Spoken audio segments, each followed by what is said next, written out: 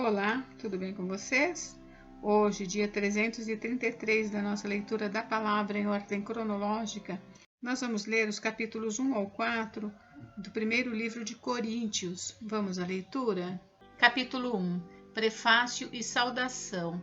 Paulo, chamado pela vontade de Deus para ser apóstolo de Cristo Jesus, e o irmão Sóstenes, à igreja de Deus que está em Corinto, aos santificados em Cristo Jesus, chamados para ser santos, com todos os que em todos os lugares invocam o nome do Senhor Jesus Cristo, Senhor deles e nosso. Que a graça e a paz de Deus, nosso Pai, e do Senhor Jesus Cristo estejam com vocês. Ação de graças.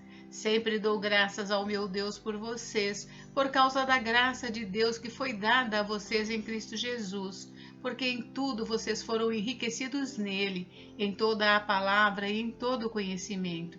Assim como o testemunho de Cristo tem sido confirmado em vocês, de maneira que não lhes falta nenhum dom, enquanto aguardam a revelação de nosso Senhor Jesus Cristo. Ele também os confirmará até o fim, para que vocês sejam irrepreensíveis no dia de nosso Senhor Jesus Cristo. Fiel é Deus, pelo qual vocês foram chamados à comunhão de seu Filho Jesus Cristo, nosso Senhor. Exortação à unidade. Irmãos, pelo nome de nosso Senhor Jesus Cristo, peço-lhes que todos estejam de acordo naquilo que falam e que não haja divisões entre vocês. Pelo contrário, que vocês sejam unidos no mesmo modo de pensar e no mesmo propósito, pois, meus irmãos, foi informado a respeito de vocês por alguns membros da casa de Cloe de que há brigas entre vocês. Refiro-me ao fato de cada um de vocês dizer: eu sou de Paulo, eu sou de Apolo, eu sou de Cefas, eu sou de Cristo. Será que Cristo está dividido? Será que Paulo foi crucificado por vocês? Ou será que vocês foram batizados em nome de Paulo? Dou graças a Deus por não ter batizado nenhum de vocês, exceto Crispo e Gaio, para que ninguém diga que vocês foram batizados em meu nome. Batizei também a casa de Estéfanas. Além destes, não me lembro se batizei algum outro. Afinal, Cristo não me enviou para batizar, mas para pregar o Evangelho, não com sabedoria de palavra, para que não se anule a cruz de Cristo. A mensagem da cruz.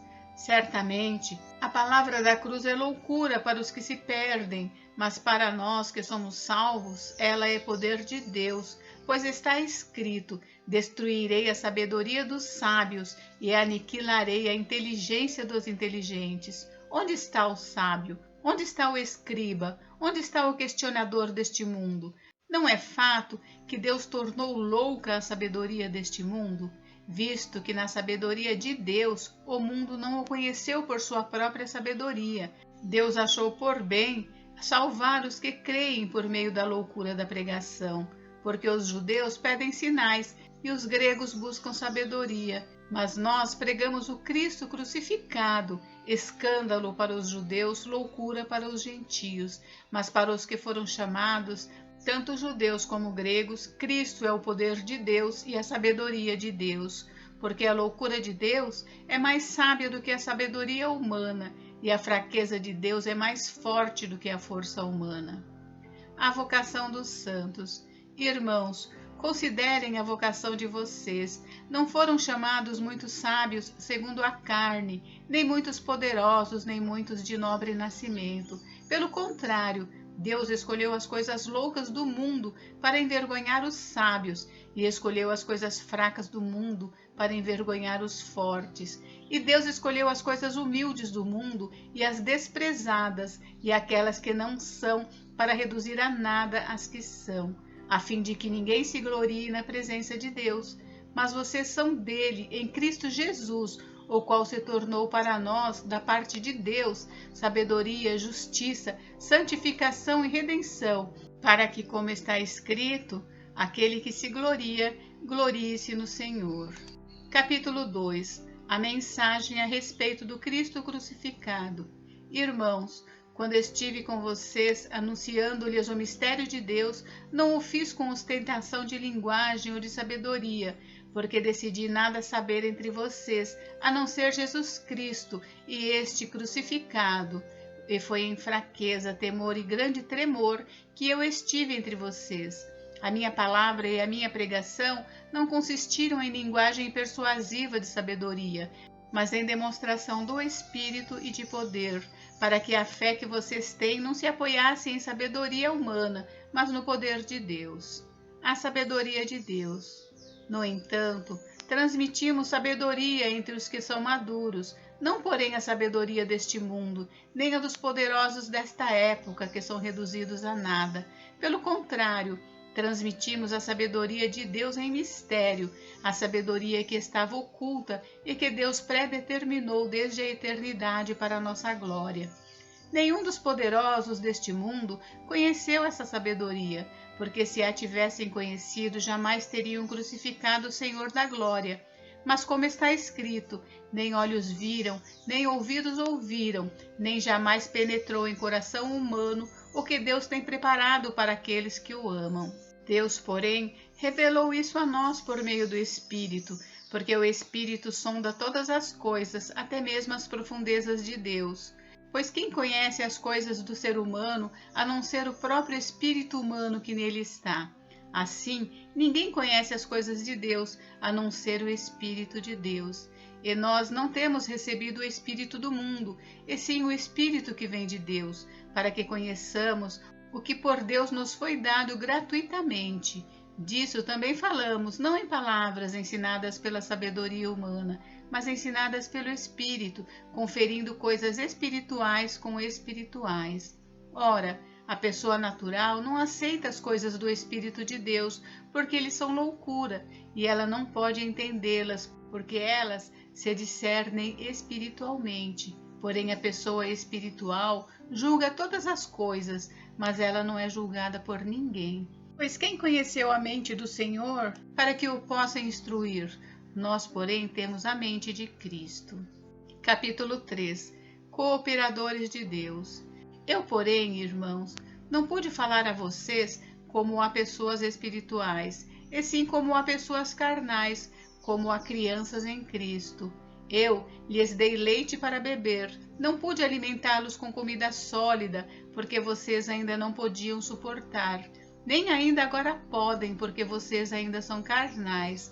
Porque se há ciúme e brigas entre vocês, será que isso não mostra que são carnais e andam segundo os padrões humanos? Quando alguém diz, eu sou de Paulo, e outro diz, eu sou de Apolo, não é evidente que vocês andam segundo padrões humanos? Quem é Apolo e quem é Paulo? São servos por meio de quem vocês creram, e isto conforme o Senhor concedeu a cada um. Eu plantei, Apolo regou, mas o crescimento veio de Deus, de modo que nem o que planta é coisa alguma, nem o que rega, mas Deus que dá o crescimento. Ora, o que planta e o que rega são um, e cada um receberá a sua recompensa de acordo com o seu próprio trabalho, porque nós somos cooperadores de Deus, e vocês são lavoura de Deus e edifício de Deus. Segundo a graça de Deus que me foi dada, lancei o fundamento como sábio construtor, e outro edifica sobre ele, porém cada um veja como edifica, porque ninguém pode lançar outro fundamento além do que foi posto, o qual é Jesus Cristo.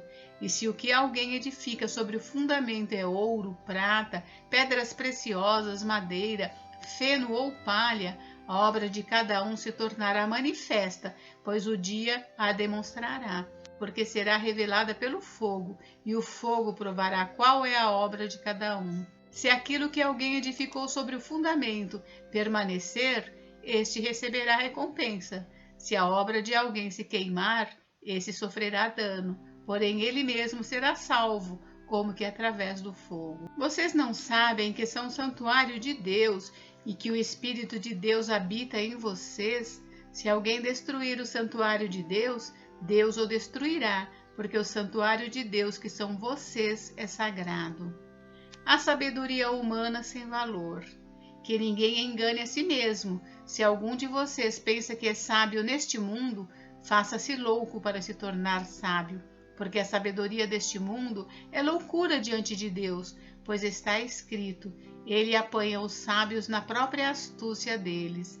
E também, O Senhor conhece os pensamentos dos sábios e sabe que são pensamentos vãos. Portanto, ninguém se glorie nos homens, porque tudo é de vocês. Seja Paulo, seja Apolo, seja Cefas, seja o mundo, seja a vida, seja a morte, sejam as coisas presentes, sejam as futuras, tudo é de vocês. E vocês são de Cristo, e Cristo é de Deus. Capítulo 4. Ministros de Cristo. Assim, pois, importa que todos nos considerem como ministros de Cristo e encarregados dos mistérios de Deus. Ora, além disso, o que se requer destes encarregados é que cada um deles seja encontrado fiel, mas a mim pouco importa ser julgado por vocês ou por um tribunal humano, nem eu julgo a mim mesmo, porque a consciência não me acusa de nada, mas nem por isso me dou por justificado, pois quem me julga é o Senhor. Portanto, não julguem nada antes do tempo, até que venha o Senhor, o qual não somente trará à plena luz as coisas ocultas das trevas, mas também manifestará os desígnios dos corações, e então cada um receberá o seu louvor da parte de Deus. Meus irmãos, apliquei estas coisas figuradamente a mim mesmo e a Apolo por causa de vocês, para que por nosso exemplo vocês aprendam isto, não ultrapassem o que está escrito, para que ninguém se encha de orgulho a favor de um em prejuízo de outro. Porque quem é que faz com que você sobressaia? E o que é que você tem que não tenha recebido?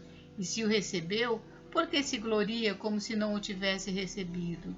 Vocês já estão fartos, já são ricos, chegaram a reinar sem nós. Sim, quem dera que vocês fossem reis, para que também nós viéssemos a reinar com vocês. Porque parece que Deus pôs a nós, os apóstolos, em último lugar, como se fôssemos condenados à morte, porque nos tornamos espetáculo para o mundo, tanto para os anjos como para os seres humanos. Nós somos loucos por causa de Cristo, e vocês são sábios em Cristo. Nós somos fracos, e vocês são fortes. Vocês são honrados, e nós somos desprezados. Até a presente hora, sofremos fome, sede e nudez. Somos esbofeteados, e não temos morada certa, e nos afadigamos trabalhando com as nossas próprias mãos. Quando somos insultados, bendizemos. Quando somos perseguidos, suportamos. Quando somos caluniados, procuramos conciliação.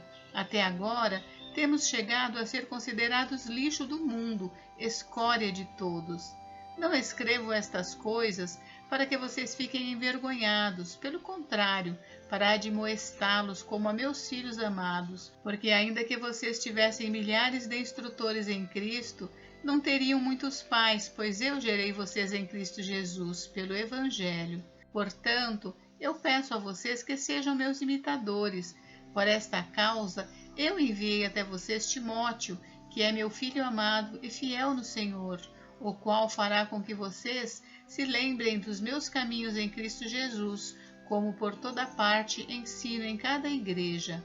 Alguns de vocês se encheram de orgulho, como se eu não fosse mais visitá-los, mas em breve, se o Senhor quiser, irei visitá-los, e então conhecerei não a palavra, mas o poder desses orgulhosos.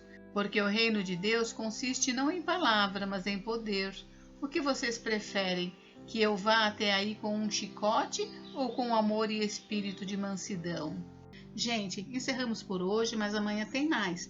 Fiquem com Deus, Deus abençoe vocês. Até amanhã.